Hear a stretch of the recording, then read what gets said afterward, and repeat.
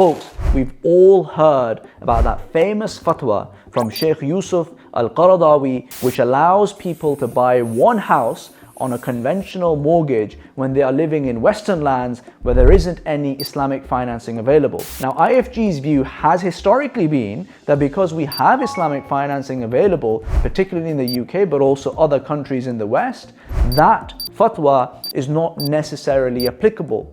But has that changed? Let's dive in.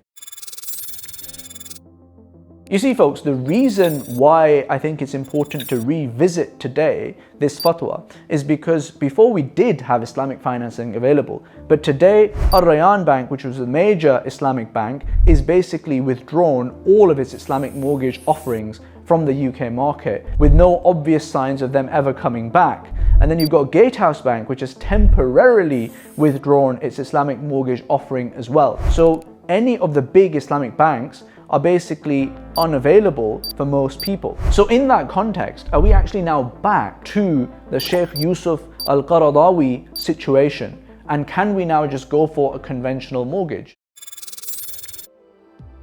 But folks, that misrepresents the situation. There are still an increasing number of shared ownership options that have now come up. People like Way Home, Primary Finance, Stride Up, Halo Housing, and a few others that I'm sure have come up as well. All of these are offering Islamic alternatives to a conventional mortgage, and they do exist. So therefore, folks, it isn't an accurate representation to say that there aren't any Islamic financing options available at all, because clearly there are.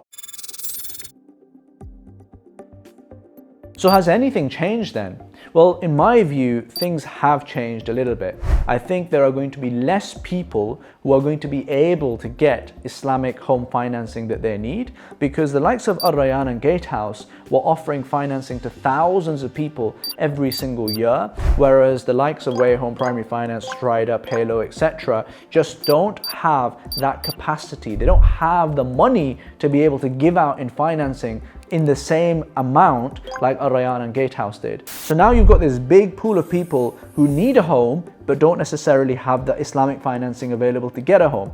From amongst this group of people, I am sure there will be a relatively small subset of them that are desperate to get a home, and they don't have the ability to carry on renting because the rent is just too expensive, and every single month they are dwindling down on their savings and they need to get out of this situation. For people like that, the Sh Yusuf Al-Qaradawi fatwa becomes a lot more relevant. I'm not going to sit on this video and pass fatwa. I'm not necessarily a mufti, that's not our role. But what I'm saying is, in the analysis, there is going to be a group of people for whom the fatwa becomes a lot more relevant.